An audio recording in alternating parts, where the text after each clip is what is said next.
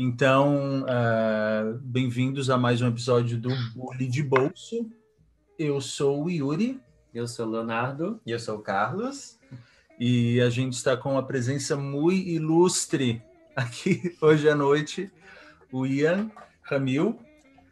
E você pode se apresentar? Eu sou o Ian Ramil, músico, convidado dos guris hoje. Convidado dos guris. A gente agradece por ter aceitado e por ter respondido, assim, né? Dos primeiros convidados que a gente tem. A gente já teve outro episódio com um convidado também, mas é sempre muito legal, assim, que as pessoas aceitem e... É uma experiência nova, assim, que a gente está... E eu acho que deve ter tido um boom de podcast junto com um boom de live nessa quarentena. Nossa, com certeza. Todo comediante, toda pessoa, assim, minimamente famosa tá fazendo um podcast. Todo mundo... Todo mundo tem um canal no YouTube hoje em dia, ou um podcast, né? Sim. E, pois é, cara, eu por um lado, assim, não... Primeira vez que eu participo de um podcast, participei de uma conversa, uma vez uma live com um amigo meu também, que tem um canal Transe, que é um canal bem legal do YouTube também. Uhum. E aí, cara, eu não escuto podcast. Essa é a verdade, assim, eu não tenho a prática. Daí ontem eu fui escutar o podcast de vocês um pouquinho ali, e achei muito, muito ruim, cara, muito ruim mesmo. Mas a gente tinha combinado, não tinha mais como cancelar, né? Aí eu pensei, caralho, agora já tô, né, velho? Agora eu me fudi. Mas não, eu vi o do Charlie Kaufman, eu gostei, aí fui tentando cater vocês ali, fui tentando já associar a voz, assim, para tentar entender as linhas de raciocínio e tal. Eu já percebi que o Carlos é a pessoa que eu menos concordo desse grupo. Oh, meu Deus. Qual foi a discordância no episódio do Charlie Kaufman? Do Charlie Kaufman, era o Carlos, não era? Que não gostou do filme, que ficou fazendo um monte de crítica e tal, né? Ficou falando mal do filme, eu adoro o Charlie Kaufman. Falou mal do Charlie Kaufman, eu já não gosto. Mas rolou umas conversas super legais, vocês fazendo umas análises muito legais sobre o filme, que eu adorei, assim, adorei. Eu gostei muito quando um de vocês, acho que foi o Yuri, falou que teve um momento que mudou de marcha, né? Que estava assistindo o filme e mudou de marcha, saiu dessa compreensão, da expectativa de uma narrativa tradicional realista, né? E entrou embarcou na viagem do cara, né? E eu, a mesma coisa. E quando tu falou aquilo, tu traduziu um pouco uma coisa que eu tinha vivido sem pensar muito, assim, eu estava disposto já a entrar na viagem dele, porque eu já manjava qual era a do Kaufman, né? E eu achei muito legal isso, e é muito isso. Depois eu fiquei viajando, eu já vi que tu é pintor, né, Carlos? Sim, e aí eu fiquei pensando, tu criticou e tal, não sei o que, daí o Yuri falou aquela coisa da narrativa que eu achei tão legal, a visão do se deixar levar pela narrativa e aceitar a não linearidade dela. E aí eu fiquei pensando, é que nem um quadro do Pollock. Tu não entende um quadro do Pollock, né? E eu acho que a gente está muito adaptado, acostumado a ver o cinema sempre como uma coisa muito entendível, explicável, né? E eu acho isso genial quando o Will Kaufman é um especialista nisso, o cara consegue fazer isso muito bem nos filmes dele, de te confundir mesmo, e é isso. É outra maneira que tu vai ter que te dispor para entender o filme. Não é um entendimento de saber. Eu até acho curioso, porque eu não vi o filme nunca tentando entender nada. Eu só fui sendo levado por esse devaneio, assim, que ele vai construindo e vai levando e tal. E foi legal ouvir vocês. Eu tinha ouvido um outro cara uma vez falar sobre ele também, das associações. Mas depois, eu naquele final, eu chorei muito quando rolou aquela dança no final do filme, porque aquilo ali era o que eu estava vivendo no filme, de alguma maneira. Porque foi como dançar com aquele filme, a experiência de assistir ele, né? Então, ontem eu fiquei ouvindo e fiquei lembrando do filme, gostei muito do papo de vocês sobre o... Como é que é o nome do filme? Eu sempre me esqueço.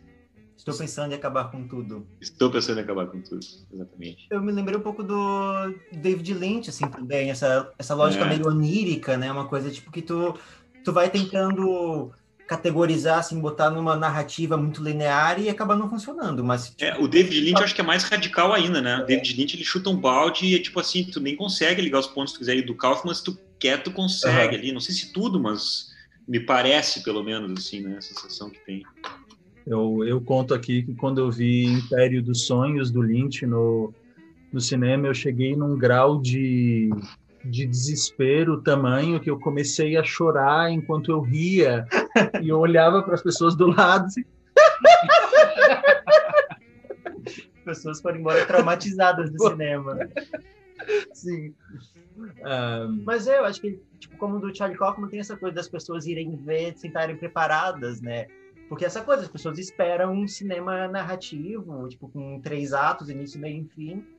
E daí, tipo, tem esses cineastas que fazem, assim, chutam um balde, colocam história dentro de história, uma loucura, assim.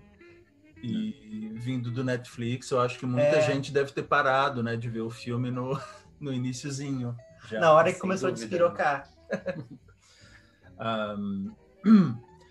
Eu estava tentando esses dias dar uma revisada nos filmes de 2020 e não tem muita coisa, assim, foi um ano meio fraco para É um ano filmes. esquisito, né? Um ano bem atípico.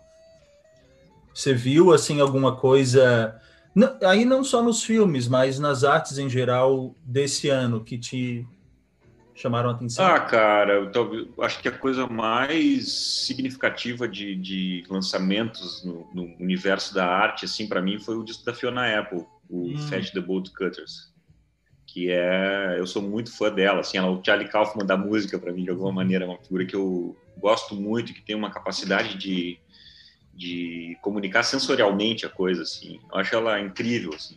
Eu acho um disco, foi um acontecimento artístico do ano para mim, foi esse disco da Fiona. E eu vi na...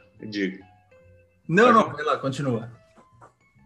Não, eu vi alguma coisa de cinema, eu fico muito tempo sem ver cinema, eu não sou um cinéfilo exatamente, eu vi bastante coisa, eu gosto muito de cinema, mas não é uma coisa que eu tô sempre procurando, sempre envolvido e tal.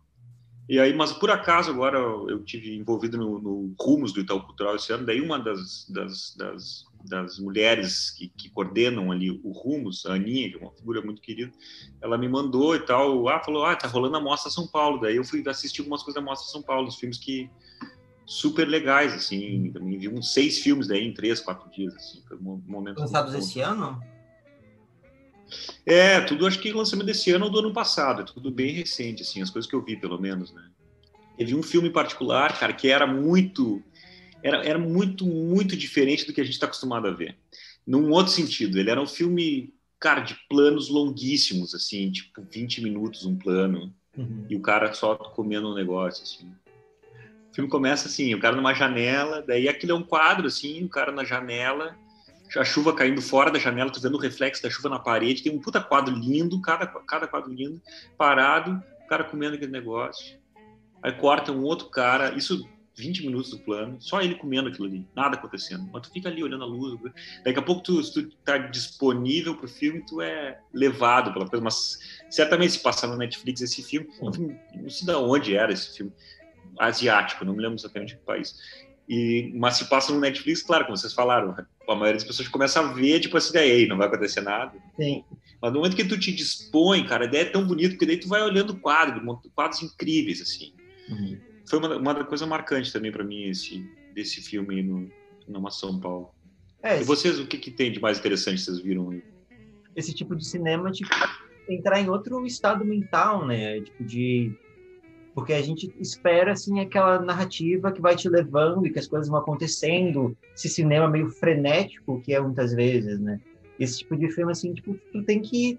É uma coisa bem meditativa, bem... Sim, o amigo nosso, Ismael, ele fala que você tem que se colocar numa postura zen, onde você se centra e passa a olhar simplesmente o que muda nesses 20 minutos de plano, né? O que está mudando, e centrado aqui na tua existência. Completamente diferente do... É isso, eu achei muito isso, tu te disponibilizar e tu aceitar, né, o que o cara tá te propondo ali. Ou a mulher, que seja. Sim. Mas o que o artista está te propondo ali, né? Cada um vai olhar de um jeito, né? O Kaufman, para mim, cara, ele foi um filme de catarses internas, de coisas assim. Eu não estava interessado na historinha, entendeu? Eu não me interesso muito por historinha. Essa é a real, assim, a minha relação com a arte, ela é muito mais num outro plano, muito mais a música mesmo. Não a música em si, mas a musicalidade da coisa, a condução, talvez por isso eu tenha me sentido dançando com o Charlie Kaufman naquele filme, com aqueles personagens ali. E é isso, eu não ficava analisando exatamente o plano, às vezes eu olhava para isso, nesse filme do asiático, né? Às vezes eu estava nisso, às vezes eu estava numa outra coisa, às vezes tu tá... É o se deixar levar, né? Eu acho que o Carlos falou isso, né? De estar disponível para coisa. É muito por aí, assim, para mim, pelo menos. Esse papo ligando com a música me lembrou de acho que uma entrevista que eu vi com o Lucas da Fresno, onde ele falou que eu acho que ele estava apresentando algumas músicas para algum executivo, aí o cara, depois de 20 segundos, ele botava para a próxima música. Ele falou, eu estou fazendo o que os ouvintes vão fazer com a tua música, né? Se tu não prende a atenção, né, numa música mais pop, né, nos primeiros 20 segundos ali, Sim. já pula. Sim, que é o que, tipo, as pessoas do Netflix também, tipo, ver o filme e ver 15 minutos do filme. Se os primeiros 15 minutos não atraiu, não prendeu a pessoa, já vai pro próximo. Que é essa questão de ter muita acessibilidade, né? E tem coisa que é assim, né, cara? Tem muito disco que eu vou ouvir, eu não preciso ouvir mais do que 15 segundos para saber que eu não gosto, que aquilo não me interessa, né? Isso pode vir de dois caminhos, eu acho. Um é, tu tem uma bagagem assim considerável e tu já reconhece signos já. Eu me lembro de pequeno, tá com amigos assim na sala, tá trocando canal, bota num filme, daí fala, deixa aí, vamos ver esse filme. Eu falei, não, esse filme é uma bosta, tu não tá vendo? É como tu sabe que é uma bosta, se recém a gente botou no filme, tu nem viu, tu não sabe nem qual é a história. Eu falei, cara, não precisa, só olhar, tu não tá vendo que é uma merda, tá ligado? Sim. Tipo assim, eu não sabia explicar o que era, mas eu tinha um senso estético que me levava já a entender que eu não me interessava, que aquilo era ruim, que era uma coisa inconsistente artisticamente, né?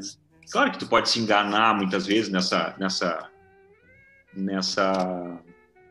eu apertei que saiu o negócio. Então, tu pode se enganar muitas vezes nessa de achar que tu tá sabendo já qual é que é, depois tu é surpreendido, como no filme do Kaufman, puta, chega ali, esse filme é só uma historinha linear, e desiste do filme. Tu pode se enganar, né? E aí tem, eu acho que é um lado, que é esse, tu tem já um reconhecimento fácil de pequenos signos do que tu tá experienciando, que já te dizem o que aquilo ali é, e tu não precisa ir muito além para já sacar, né?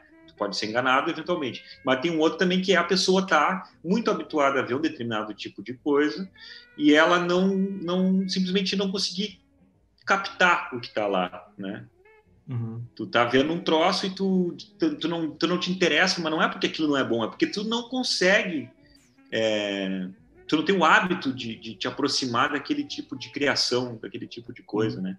Pô, quanta gente que olha um quadro do Miró, vai dizer, uma bosta isso, qualquer criança faz isso. Tem muita coisa por trás, tem muito de tudo, o Pollock, o cara pega e joga um monte de tinta em cima do quadro, é tipo assim, né? Tem esse lado e tem um outro lado do arrogante que acha que vê um segundo e já sabe que é uma bosta o negócio também, né? Que é um cuidado que a gente tem que tomar, eu procuro tomar, pelo menos, assim, nem sempre a gente consegue. Sim.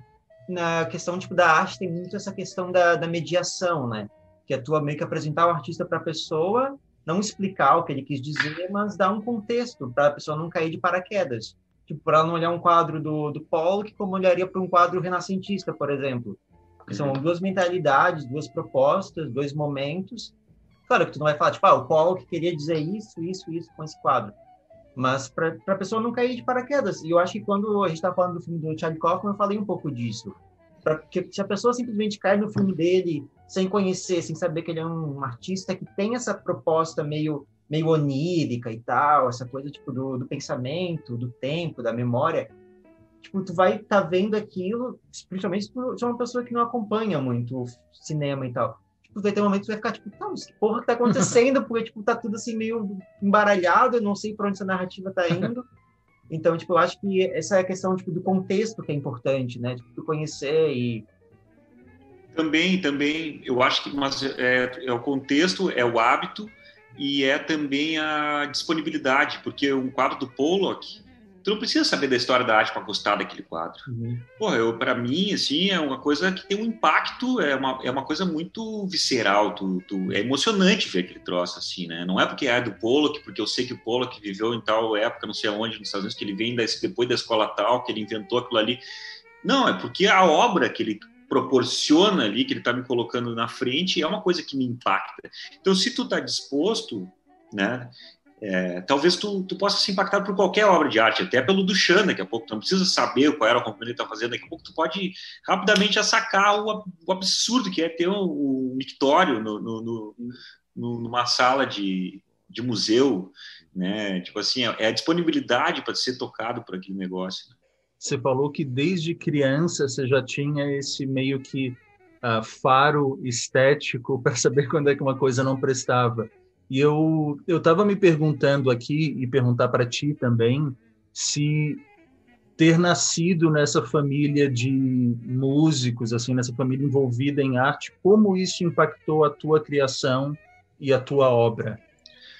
Cara, profundamente, profundamente. Isso de ser uma criança que sabia olhar um filme que está dando ali na TV, em qualquer canal, cara, bater o olho e saber isso que era ruim. Né? Eu olhar e saber que é tipo mal feito, é ruim. Aí hoje em dia eu olho, sei, claro, eu olhava o enquadramento, a fotografia, um gesto do ator, tudo isso já denuncia um filme mal feito, né? uma obra incompetente, vamos dizer. E claro que isso não é uma coisa que eu nasci com isso nem nada, é uma coisa que, cara, meus pais sempre viram muito cinema em casa, a gente sempre viu muito filme em casa, eu cresci ouvindo, sei lá, Miles Davis, nasci ouvindo Keith Jarrett tocando no coisa. Então, desde muito pequeno, essa elite cultural do Ocidente, ela teve presente na minha formação diariamente. Então, eu me acostumei desde sempre a estar experienciando essas coisas, entendeu? E aí depois mais velho, pouco até minha irmã, ela foi muito mais a fundo nessa questão. A minha irmã, com, sei lá, 10 anos, ela tava lendo Marguerite Yourcenar, tava vendo todo o filme do Truffaut, essas coisas assim, sacou? Ela sempre foi, tipo, super obcecada e em cima dessas coisas, sempre amou muito essas coisas, e eu sempre fui mais vagabundo, assim, eu sempre fui meio assimilando por osmose mesmo a coisa, assim. Sempre gostei mais de jogar bola e de, sei lá, de Você era uma jogar criança videogame. que ficava em casa? Você era uma criança que ficava em casa, assim, ficava no quarto? Não. Passava na rua, brincava na frente de casa, lá em Pelotas, eu morei na minha infância.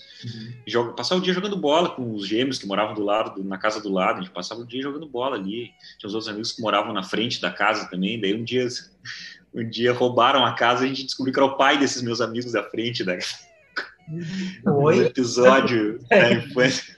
O cara roubou a própria casa? Oi? O pai dos meus amigos roubou a nossa casa numa vez que a gente estava fora, num carnaval. Que sacanagem! Barra pesado. Não, uma loucura, cara. Uma loucura. E você aprendeu a tocar... Qual foi o seu primeiro instrumento? Foi violão? Foi uma guitarra. Eu gostava de Nirvana na época, eu tinha ali 9 anos.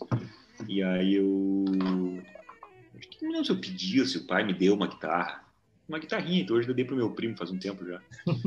E aí foi ali que eu comecei. E foi curioso, que eu peguei a música, sabia fazer na 2 acordes, do Mi, Sol, fiz Mi lá e fiz uma música chamada Mods OB. Como? Mods OB? Mods OB era o nome da música. E uma energia bem... Foi a minha primeira música com... Peguei e fiz com esses 2 acordes que eu conhecia, que eu sabia fazer, com o Lauro Maia, que é um amigo meu, que até hoje é meu parceiro, ele criou o selo que meus discos saíram, ele que foi engenheiro de som dos meus 2 últimos discos. E aí ele estava junto, a gente fez essa música aí. E depois disso eu toquei muito vagabundamente os instrumentos, assim, entendeu? Tocava ali, largava, porque fui voltar a tocar de fato lá pelos 17 anos. Então, tipo, dos 9 aos 17 eu não fiz quase nada de música, só uns rabiscos que jogava fora, rabiscos que jogava fora.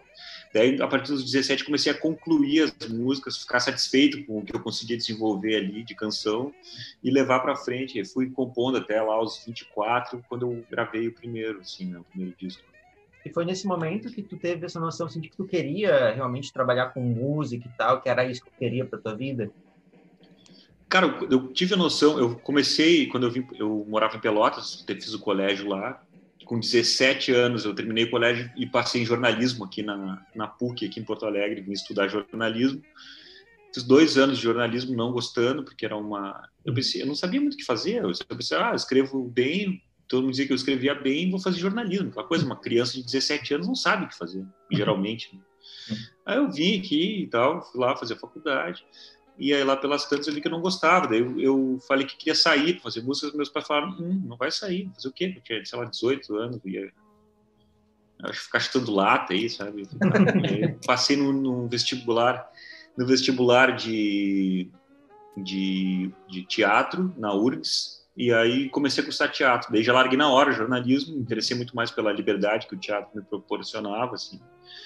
E aí, cara, mas todo esse período compondo em casa, com amigos e criando o hábito de estar mais envolvido diariamente com a música, assim, fazendo música, né? Uhum. E aí uns 2 anos depois que eu tinha entrado no teatro, não, 4 anos depois que eu tinha entrado no teatro, quase 4 anos depois, eu fiz 4 anos de teatro, fiz meio curso. E aí eu fiz um show com as minhas músicas, e as músicas junto com os meus amigos e as músicas que a gente tinha feito junto. E eu me lembro exatamente do momento que eu me dei conta que eu queria fazer música, que foi o primeiro show, eu subi no palco, entrei no palco, comecei a tocar minha música, eu pensei, cara, é isso que eu quero fazer. É isso. Aí eu larguei o teatro, me dediquei a gravar o meu primeiro disco e comecei a investir nisso. E daí foi ali que eu me encontrei. Eu tinha lá pelos 24, não, 20, eu já nem sei. Mas não rolou um nervoso pesado, assim, ao entrar no palco pela primeira vez? Não, cara, porque eu já tinha feito bastante teatro. Eu trabalhei muito com teatro. Quando eu estudava, eu fiz umas 10 peças aqui, dirigi mais umas 2 peças. Eu fiz um monte de coisa de cinema, uns curtas, até um longo, eu fiz logo no início, fiz um monte de coisa. Fiz um monte de coisa. Então eu não tinha esse grilo, assim, nunca tive, na real. Acho que isso é uma facilidade, assim, de lidar com o público. Eu sempre lidei bem, não tive problema. E como é que a tua família reagiu quando tu falou que queria realmente viver de música, que era o que tu queria? Cara, o pai na hora falou que não, que estava proibido, me alistou no exército e... Não é sério isso. Cara, eles sempre me apoiaram, velho. Todas as decisões que eu tomei que pareceram sensatas, que eles percebiam que eu estava com discernimento e lucidez fazendo as escolhas e estavam percebendo movimentos que corroboravam com aquele caminho que eu estava tentando seguir, eles sempre me apoiaram. Isso é uma coisa, isso eu sou muito privilegiado, porque imagina, meu pai é artista, minha mãe é uma intelectual também, linguista, pesquisadora, sabe, são figuras super com alta instrução e alta capacidade, alta empatia e com uma condição de classe média, que isso também é outra questão que sempre me deu essa possibilidade, nunca precisei trabalhar, entendeu? Eles puderam me ajudar enquanto eu comecei lá fazendo, não conseguia ganhar dinheiro ainda, eles puderam me ajudar por um tempo sem chiato, entendeu? Foi sempre assim, não, tipo assim, estavam percebendo. Claro que mas sempre teve sempre teve isso, não era assim, pode, meu filho vai fazer o que quiser, e tipo, na hora que eu quis lá antes largar o jornalismo para fazer música, eles disseram, não vai. E eles tinham esse controle, porque eu estava vivendo no apartamento que era deles, eles estavam me dando lá uma mesada para eu viver, eu tinha 18 anos, sei lá, entendeu? Mas eu tenho esse privilégio de ter crescido numa família que é super envolvida com arte. Eu acho que é um grande privilégio nesse ponto, e um privilégio inquestionável, que é uma família que nunca deixou faltar nada, entendeu? A gente nunca teve muita grana, mas também nunca faltou nada. Então sempre puderam proporcionar as coisas para a gente, nos dar esse espaço para a gente fazer as nossas escolhas também, né? E sempre muito presentes também. Isso tudo é um ambiente muito favorável, assim, para eu conseguir trabalhar com o que eu trabalho hoje em dia. Eu tava pegando umas frases sobre inspiração um pouco antes de gravar o episódio aqui. Tem uma que é atribuída ao Edgar Allan Poe, se eu não me engano, que é que fazer algo bom é 10% inspiração, 90% perspiração, e outra eu acho que é do Picasso, né, que a criatividade existe, mas tem que encontrar você trabalhando. Não sei se tu conhece essa. Não conhecia. Não Eu conheço aquela do Nietzsche lá. Qual? Que, tipo, para você para nascer uma estrela tem que ter um caos, um negócio assim. É uma frase bem de Facebook.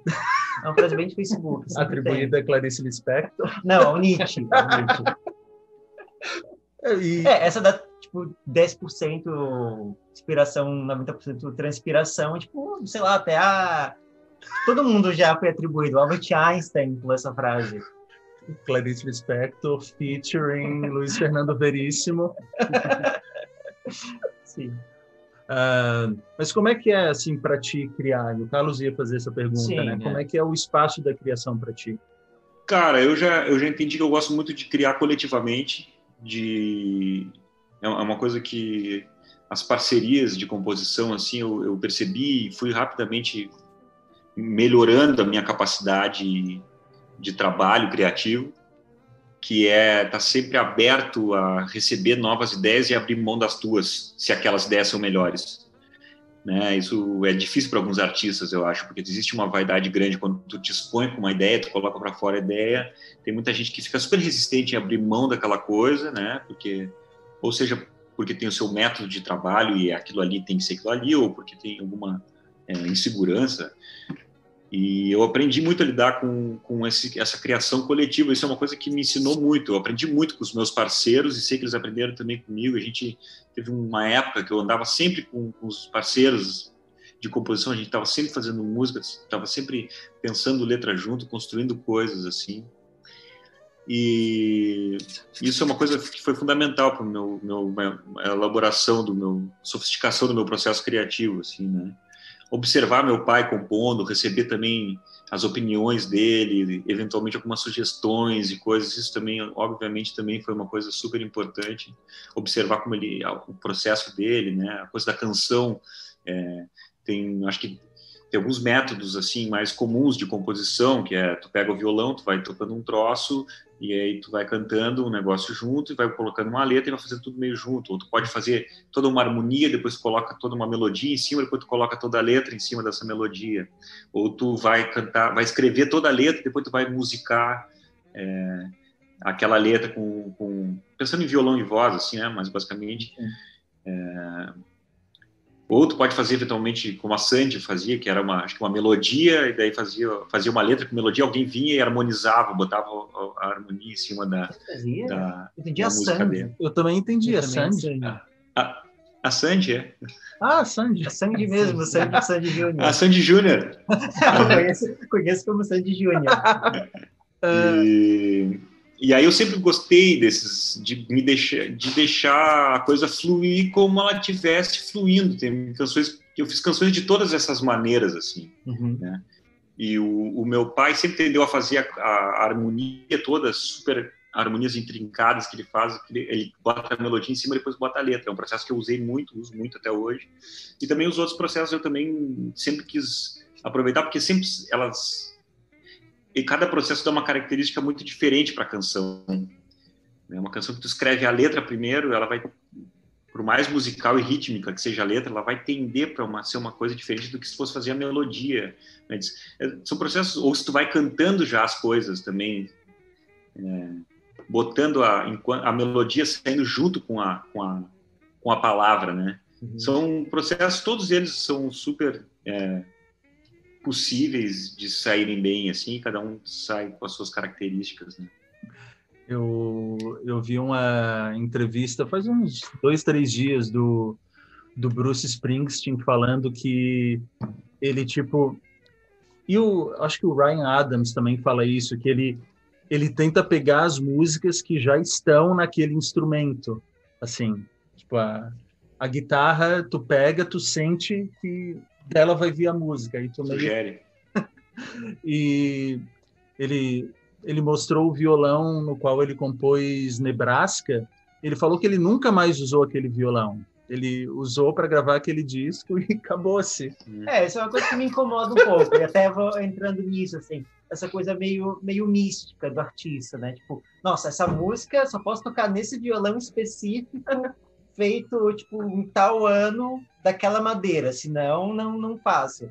Tipo, eu acho isso bem, tipo, é uma mentalidade que me incomoda, assim, do artista, tipo, nossa, eu só toco nesse meu violão que foi feito por mim em 1953, sabe? Mas por que te incomoda? Porque parece uma coisa meio mística, assim, sabe? Tipo, que tu vai pegar no violão e vai descer uma luz divina que vai te iluminar e a música vai entrar em ti, sabe? Tipo, essa coisa, quase que tem uma superstição em volta do negócio, essa aura, que me incomoda um pouco. Eu entendo que tem essa questão do ritual, assim, tipo, de que tem um apego emocional com o negócio.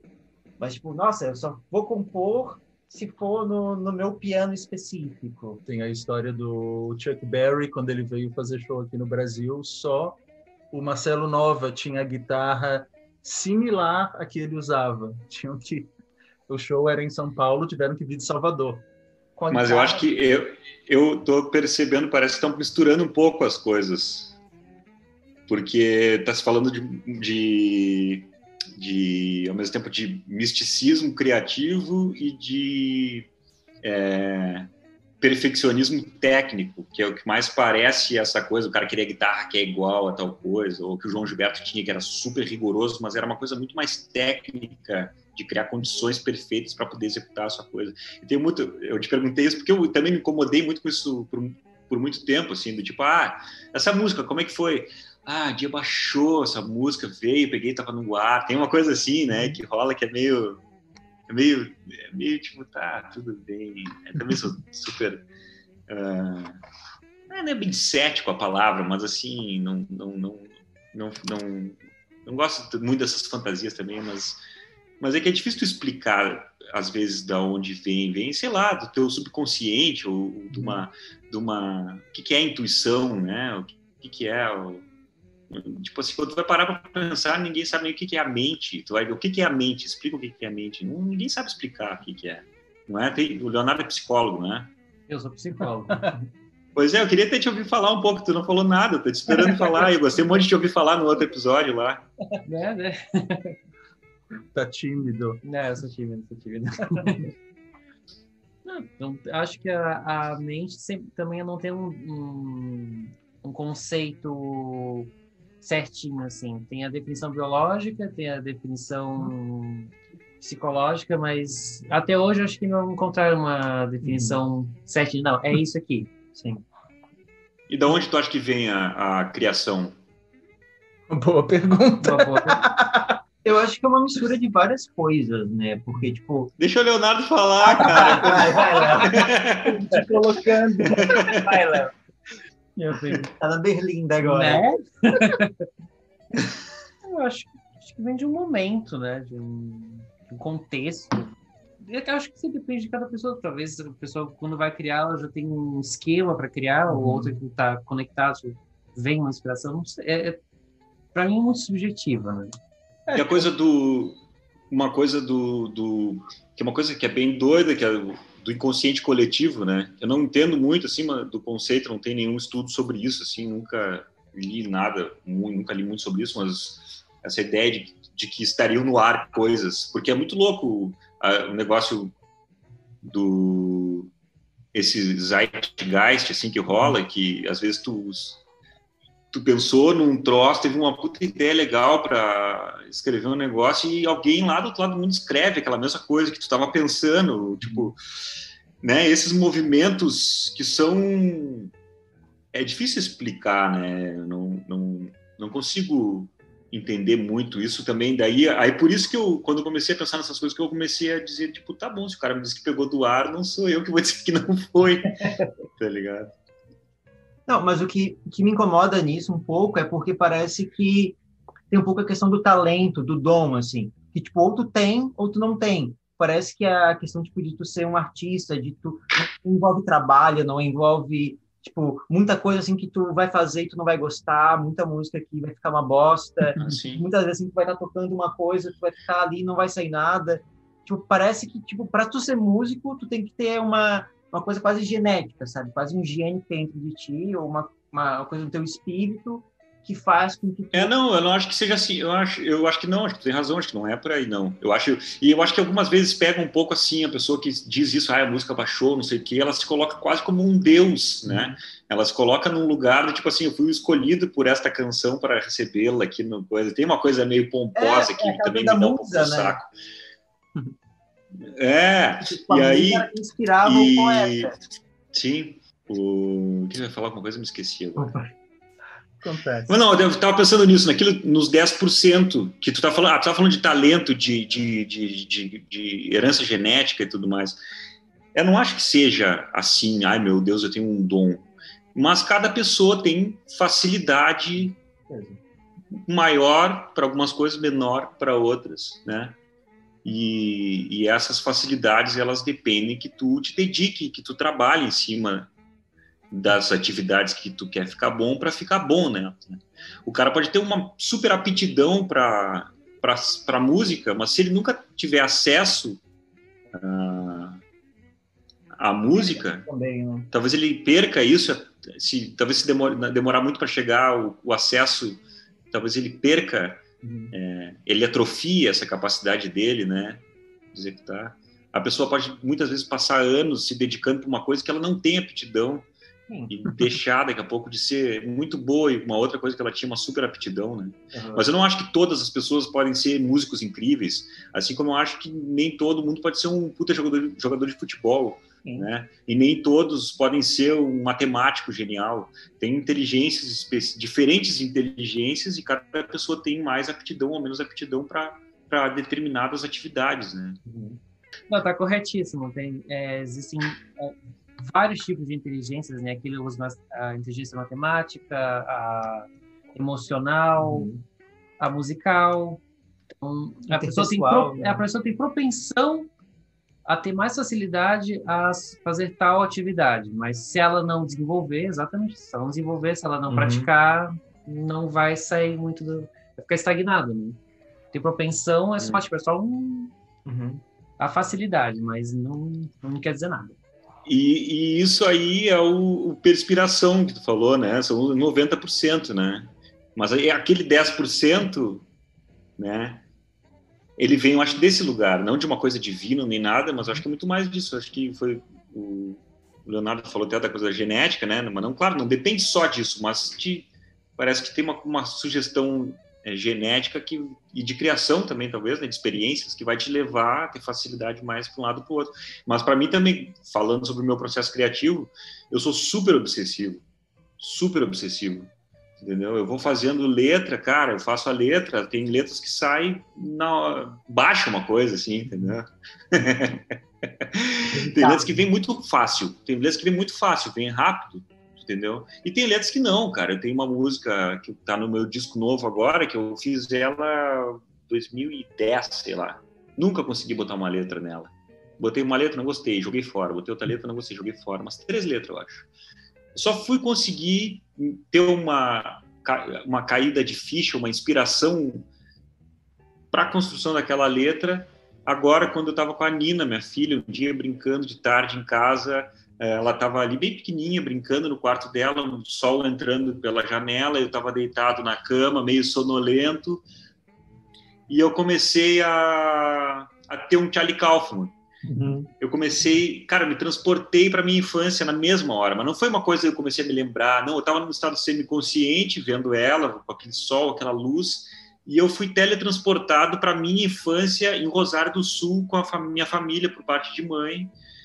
E não era só vendo uma coisa ou lembrando de uma coisa, não, eu estava lá, entendeu? Eu tava sentindo o cheiro, eu tava sentindo o calor da luz, eu tava lá, né? Então isso, cara, isso foi uma coisa que, puta, na hora, eu falo, me arrepio, foi uma coisa muito louca, porque foi, na hora veio, daí a música se chama Teletransporte e ela é sobre essa viagem de, enfim, de estar e lá, enfim, e falando do processo criativo, tem música que, cara, que veio numa noite, tu tá deitado ali, mas para mim é muito assim, a inspiração, ela vem muito disso, sim. Aí depois que vem o mote, a ideia, vem o insight, aí tu vai os 90%, né? Tu teve a ideia, tu começa a escrever, às vezes esse 90% vem na hora, assim, aí sobra só 2, 3% que tu vai trocando uma palavra aqui, arremata um negócio, dá uma limpada ali, muda um negócio de lugar e tal. Eu, até a hora de gravar a música, eu tô aberto a trocar as letras, se alguém me vier com uma ideia melhor, eu vou trocar minhas letras, entendeu? Teve coisas que eu tava gravando, todos os meus discos, eu acho, tava gravando a voz e pensando, e daqui a pouco troquei uma letra ali, um verso, e tipo, uma palavra. E é isso, a minúcia, sou minucioso pra caralho. Isso é uma coisa que dificulta, às vezes, a finalizar o processo. Porque tu fica tão obsessivo com detalhes que é difícil tu se dar por satisfeito, entendeu? Então, eu sou super obsessivo, assim. Isso é uma coisa que o meu pai tem muito também. E aí, claro, cada um trabalha da sua maneira e tal, mas é uma coisa que eu não sei se eu herdei genético de comportamento. A família da minha avó é super assim também, a minha tia, que é irmã do meu pai, empresária dele também, estão super minuciosos, obsessivos, e querem fazer a coisa do melhor jeito possível. Tipo assim, dá 100% da tua concentração para aquele negócio ser o melhor que tu consegue fazer, tá ligado? Por isso que às vezes me custa fazer algumas coisas. Tipo, me pediram, faz uma playlist. Eu, caralho, fazer uma playlist pra mim é dolorido, velho, porque eu vou ter que fazer a minha melhor playlist que eu puder fazer, entendeu? E tem tanta coisa que eu adoro, que eu quero botar e devo pensar na ordem da playlist e eu fico, entendeu? As coisas é custoso para fazer as coisas assim e tal. É um exercício ir liberando, dizer uma bobagem no Twitter, ou escrever qualquer coisa, ou postar qualquer merda. É um exercício também. Mas quando eu me proponho a fazer bem feito o troço, é tipo, é isso, é transpiração pra caralho. Assim. Parece uma mistura dos processos do... A gente até falou em um episódio do Bob Dylan e do Leonard Cohen se encontrando quando o Dylan tinha gravado Jokerman e ele perguntou ao Leonard Cohen sobre a composição de Hallelujah. E o Leonard Cohen tinha passado, assim, anos, uma década, lapidando os versos ali, que era uma canção enorme, né, Hallelujah. E ele perguntou para o Dylan, escrevi isso aqui em 15 minutos. Mas o Dylan também tinha isso de modificar as letras conforme ele estava cantando, né? E de mentir também, né? Mentira. Era um puta mentiroso, Dylan. Né?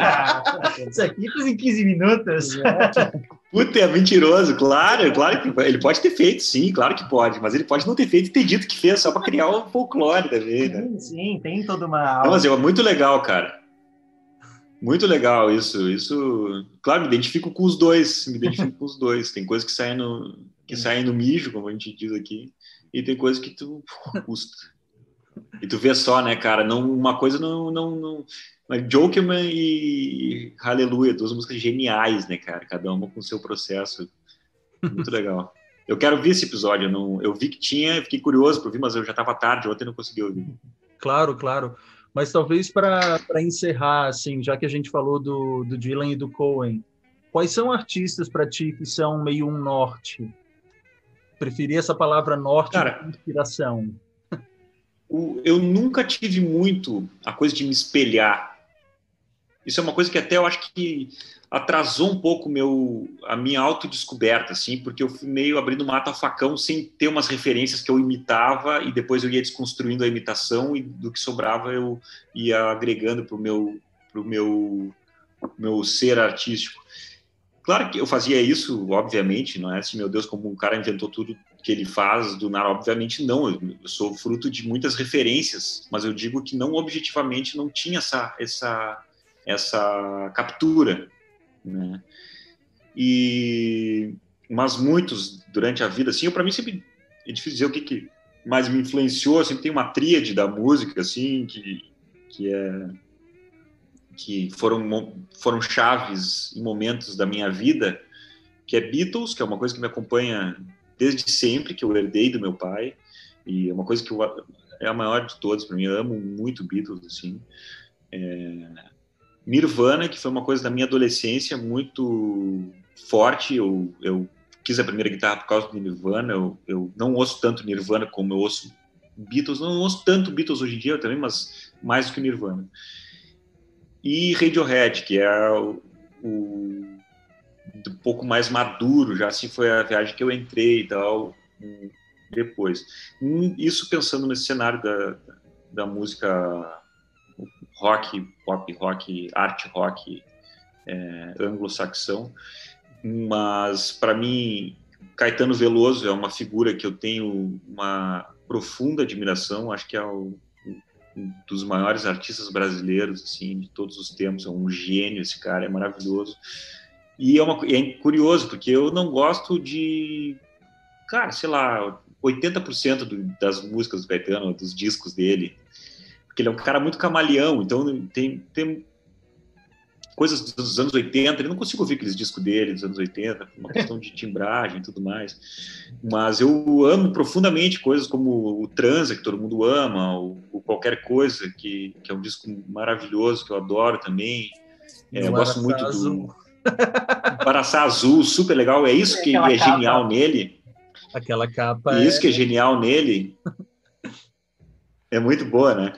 Isso que é genial nele, que eu me identifico muito, que é a liberdade de transformação. O cara tá o tempo inteiro se transformando, ele tá sempre se dando a liberdade de fazer o que ele tem vontade de fazer, e azar, e foda-se. Se ele quer fazer um Araçá Azul, ele vai lá e faz. E é muito isso, ele conecta a alta cultura com a cultura super popular de uma maneira muito inteligente. Ele tem uma capacidade de síntese, de catalisação das coisas, assim. Ele é talvez o representante mais importante da música brasileira no século XX, assim, talvez seja o Caetano Veloso, pensando em cultura, em termos gerais. Talvez na música o mais importante seja o João Gilberto, que é o cara que também transformou o Caetano, transformou toda a geração do Caetano, e que hoje, para mim, é uma referência muito direta, que eu tenho estudado ele, assim, como essa quarentena, nunca toquei tanto violão na minha vida como eu toquei agora.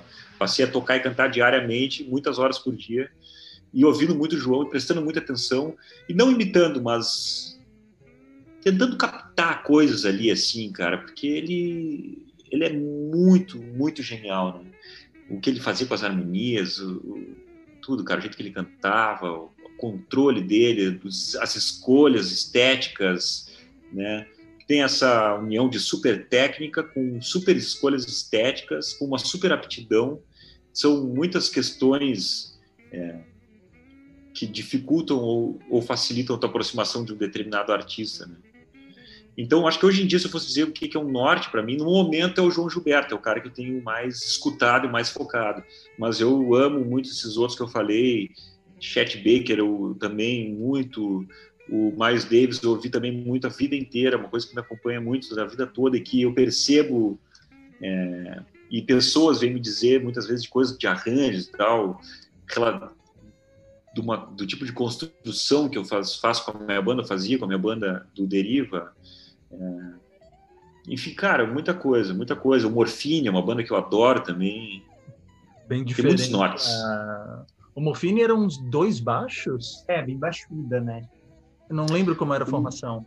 O Morfine era a bateria, variava, né? Mas o clássico ali deles era a bateria, o baixo de 2 cordas, né? Com o Mark Sermon cantando e tocando baixo, e o sax barítono. Então era uma banda super gravona, né? Tudo... Eu adoro, velho. Eu adoro, assim. Eu gosto de quase tudo deles, assim. E é difícil gostar de quase tudo, né? Beatles é uma coisa também que eu gosto de quase tudo, assim. Tem uma música ou outra que eu pulo, sabe? Mas por falar no João Gilberto, dá uma dica. Eu não sei se você viu o Barato de Iacanga. Eu vi. Viu? E chorei. Quando o João Gilberto vai lá no show, assim, ele tá preparado para entrar e dar uma microfonia. Aí o João vai sair do palco. João, toca.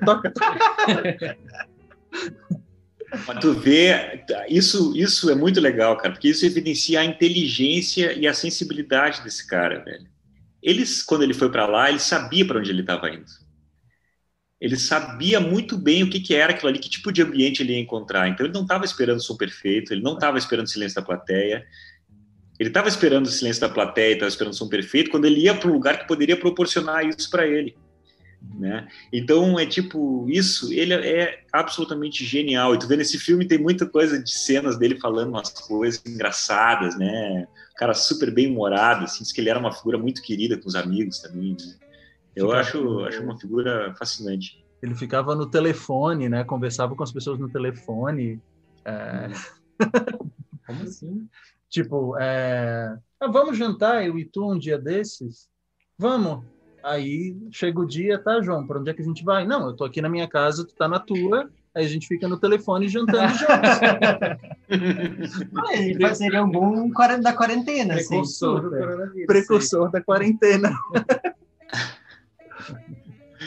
Total. Mas é isso, então. Acho que a gente pode ir encerrando. A gente pode fazer dicas, né? Vamos ver se não tem nada para... Não sei se alguém quer começar. Então, até um disco que eu vi essa semana, que eu até falei para ti, é o novo do Nick Cave, o Live at Alexandra Palace, que eu achei muito bom, assim. Tipo, é só ele no piano e achei muito bonito. Os arranjos, assim, me fez redescobrir muita coisa dele, muitas músicas. Ele é um artista que, tipo, eu gosto bastante, que me inspira muito, porque eu também componho, eu também faço música, e o Nick Cave é um artista, assim, que me influenciou bastante.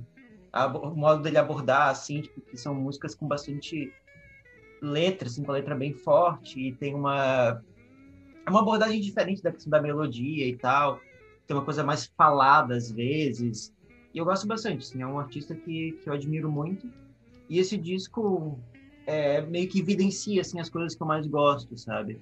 Que é só voz e piano, e é algo bem minimalista, e, enfim, é um disco muito bonito.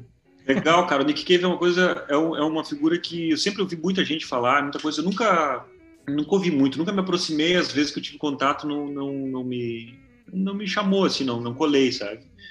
É curioso, isso que tu falou das letras é uma coisa curiosa, porque uma das coisas que eu mais trabalhei na minha composição é fazer letra e tal. Mas letra é a coisa que eu menos presto atenção numa música. Sacou? Uhum. É uma coisa curiosa, assim, tipo, tu falou que gosta das letras do Nick Cave. Cara, eu adoro Bob Dylan, mas eu não conheço as letras quase nenhuma dele, entendeu? Eu não manjo as letras, né? Tipo, músicas. Hoje em dia me atento mais um pouco como estudo profissional mesmo, mas eu nunca tive esse impulso, por exemplo, de prestar atenção nas letras, saber as letras. Eu sabia, às vezes, cantar músicas e letras em português mesmo. Durante anos, eu nunca tinha prestado atenção no que aquela letra falava. É uma viagem. Oi? Mais sensorial, por assim dizer. Mais sensorial, é. É uma coisa, porque para mim a letra, ela chamava atenção quando ela era problemática. Quando ela tinha algum problema de construção ali, frasal, ou tinha alguma coisa... Quando ela tinha um erro, alguma coisa, ou tinha alguma coisa muito ruim dita, assim, alguma coisa... Sabe, que tu ficava, saltava os olhos, senão ela estava em função da música para mim. Sim. Né? Ou se tinha alguma coisa incrivelmente genial que era tipo, te puxava pelo pescoço, assim. Né? Mas no geral a letra ela estava em função da música. Né? É uma viagem porque eu acho que é o oposto. A maioria das pessoas acha que tá a música em função da letra. Né? Sim. É uma coisa que agora tu falou, eu fiquei viajando nisso. Talvez por isso eu nunca tenha me conectado com o Nick Cave, assim. Talvez a música dele não tenha... Eu nem me lembro exatamente para te falar agora, mas talvez a música não tenha me chamado. Léo, tem alguma dica? A minha não é musical, a minha tem problema. É uma série investigativa, O Estripador. É nova no Netflix, que é sobre o assassino de Yorkshire.